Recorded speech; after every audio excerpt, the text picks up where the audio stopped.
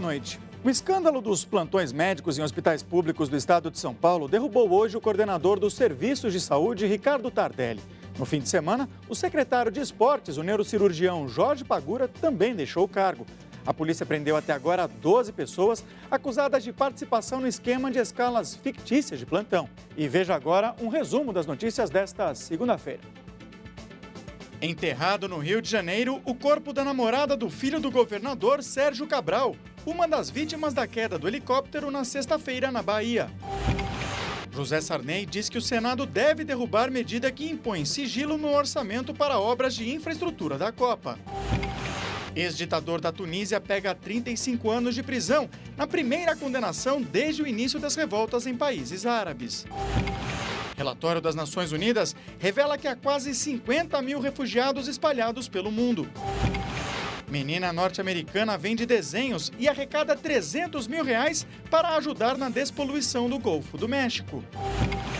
História em quadrinhos baseada nas demonstrações de força do primeiro-ministro Vladimir Putin faz sucesso na Rússia.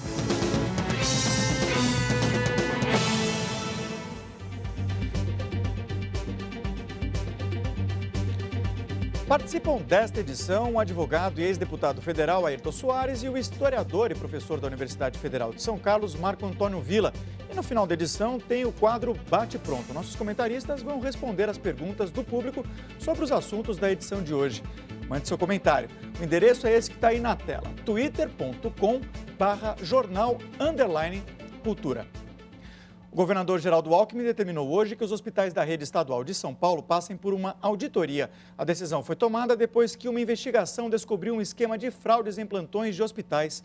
Segundo apontaram as investigações do Ministério Público, o esquema era conhecido por funcionários do alto escalão. As primeiras prisões foram na quinta-feira. 12 pessoas foram detidas. No total, 70 servidores, entre médicos, enfermeiros, dentistas e funcionários públicos, estão sendo investigados. Todos são suspeitos de receberem por plantões que nunca fizeram. O golpe, que começou a ser descoberto no Hospital Regional de Sorocaba, pode ser bem maior. Gravações feitas com autorização da Justiça mostram que Ricardo Tardelli, coordenador de serviços da saúde do Estado, que era o responsável por todos os hospitais da rede estadual, foi flagrado numa escuta telefônica discutindo o esquema de fraudes nos plantões. Em conversa com o ex-diretor do Hospital de Sorocaba, Ricardo Salim, ele admite a fraude. Não é uma exclusividade do conjunto Hospital de Sorocaba. E isso vai ser assim em todo lugar. Se fizer um pente fino, vai encontrar problema. Outra escuta flagrou Heitor Consani, ex-chefe da divisão médica do Hospital de Sorocaba, que em um ano teria recebido mais de R$27 mil por 48 plantões que não fez. Ele recebe um conselho de Antônio Carlos Nazi, que foi diretor de saúde da região de Sorocaba até fevereiro. Uma das coisas que talvez fosse interessante era pensar na devolução do dinheiro. Tá? Isso a gente chama uma defesa prévia, né? Já fui uma vez indiciado, eu procurei o promotor, fiz os cálculos e fiz a devolução do dinheiro. Saí como o bom moço da história, né? Outro caso investigado é do ex-secretário estadual de Esportes, Jorge Pagura. Ele foi neurocirurgião do Hospital de Sorocaba, mas a ex-chefe do pessoal do hospital disse que Pagura nunca apareceu lá. Jorge Pagura, que era secretário de Esportes, pediu demissão ontem. E hoje de manhã foi a vez de Ricardo Tardelli entregar o cargo. Vocês chegaram a investigar o Dr. Tardelli ou não? Nós vamos investigar. Todos que forem apontados como possíveis autores desses crimes, nós vamos investigar. O governo já tinha detectado há um ano e meio atrás irregularidade na questão do pagamento de plantões e horas extras, abriu uma sindicância e encaminhou ao Ministério Público. E vamos auditar todos os nossos hospitais. Olha, o governador Geraldo Alckmin disse ainda que Pagura não era um médico contratado pelo Estado, mas sim do SUS federal. Jorge Pagura disse que nunca fez plantões no hospital de Sorocaba e não recebeu por eles. Já Ricardo Tardelli informou por meio da assessoria de imprensa da Secretaria de Saúde que não sabia de nenhum esquema organizado de fraudes nos hospitais em plantões estaduais. E Heitor Consani nega todas as investigações. Ayrton, as investigações ainda estão em curso, é preciso deixar isso bem claro, mas o que dizer de um médico que faz um juramento de atendimento ao público e sequer aparece para trabalhar? É um ato muito mais criminoso do que aqueles crimes praticados pelos ignorantes, porque estes têm nível superior, estão tratando com saúde pública e recursos que são parcos. Essa história do plantão vem de uma possibilidade que se criou aqui em São Paulo, do chamado plantão à distância. Então, o cidadão ficava em casa e era chamado diante de uma emergência. Isso era considerado um plantão fora do local de trabalho. Um grande equívoco, foi corrigido em alguns hospitais, mas pelo que se vê, não foi resolvido na rede pública de São Paulo. Eu lamento, eu espero que o Ministério Público tenha muita sorte em acumular as provas para que se possa, através desse exemplo de punição, limpar o Estado dessa mancha.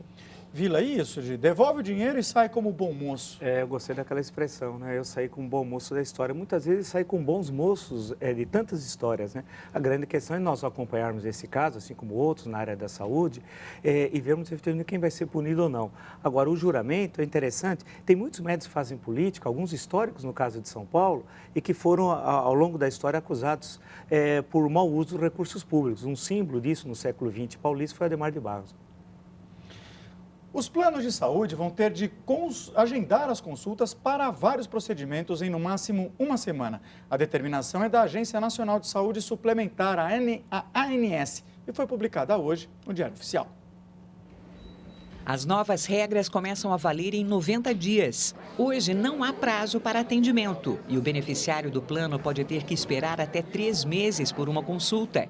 A determinação da ANS exige o máximo de 7 dias para consultas básicas como pediatria, clínica médica, cirurgia geral, incluindo atendimentos odontológicos, ginecologia e obstetrícia. Sessões com fonoaudiólogos, nutricionistas, psicólogos, terapeutas ocupacionais e fisioterapeutas deverão ser garantidas em até 10 dias pelas operadoras e 14 dias para as demais especialidades.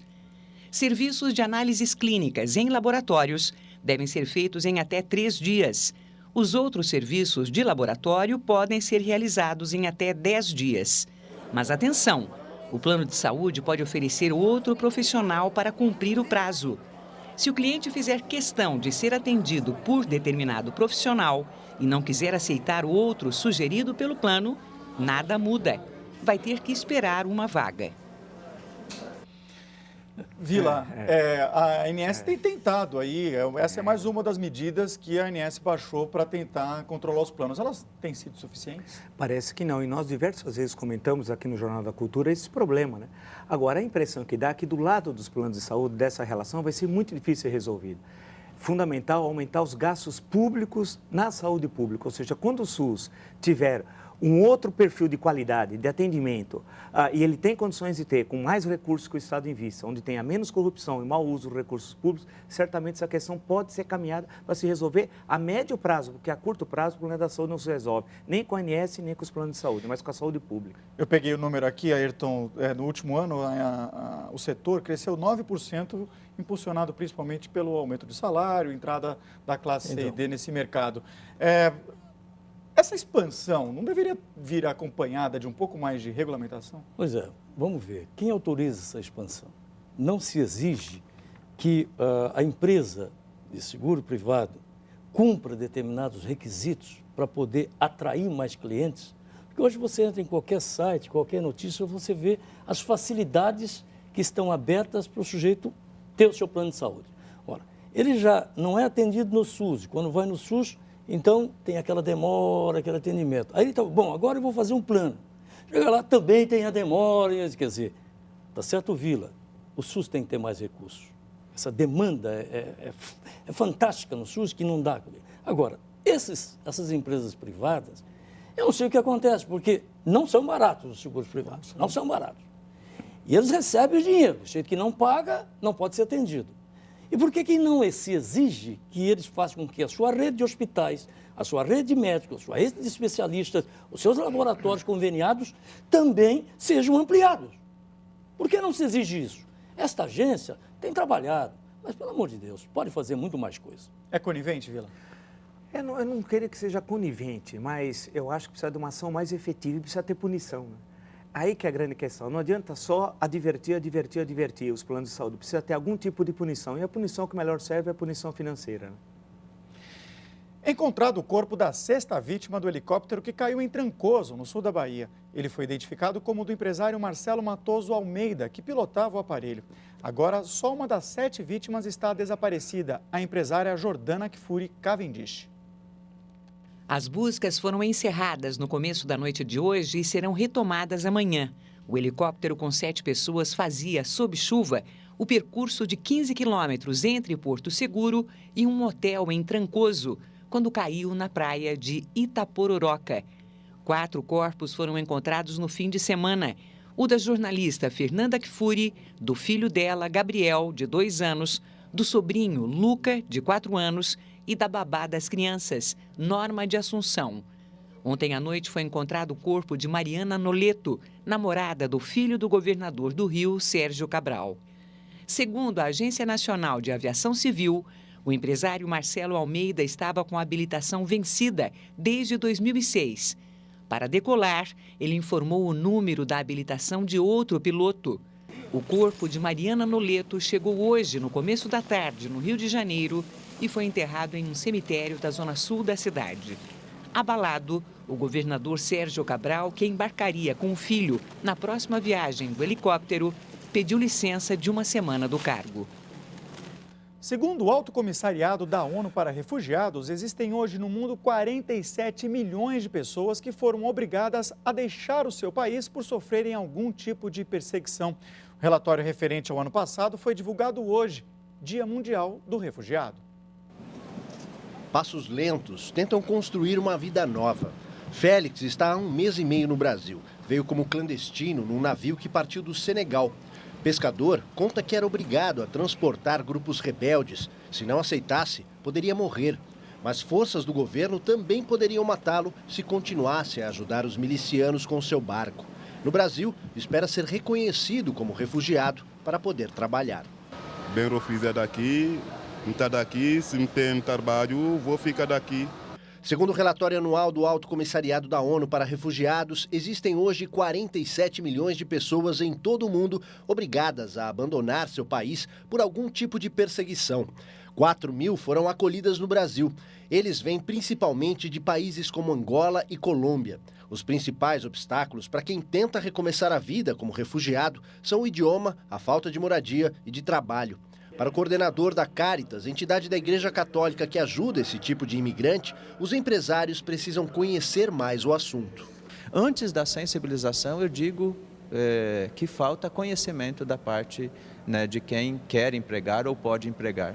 Outro problema é o preconceito. Os refugiados muitas vezes são confundidos com criminosos. Para tentar vencer um pouco desse preconceito, foi montada esta instalação no metrô Sé. As pessoas são convidadas a vestir o calçado de um refugiado. Seria a pessoa, durante alguns instantes, vestir a antiga sandália daquele que se deslocou, não é? Pensar no problema. A quantidade de refugiados cresce a cada ano, junto com os conflitos internacionais. Os dados revelados agora ainda não incluem as recentes revoltas no Oriente Médio.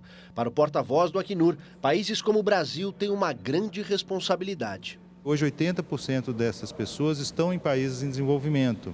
Ou seja, a grande responsabilidade hoje está exatamente na mão daqueles países que às vezes menos podem arcar com a tarefa de dar proteção a essas pessoas.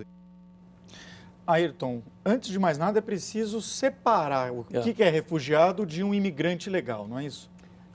O refugiado é aquele que sai do seu país de origem, há vários problemas que possam ocorrer naquele país, e pedem o refúgio ao país que eles escolhem para abrigá-lo.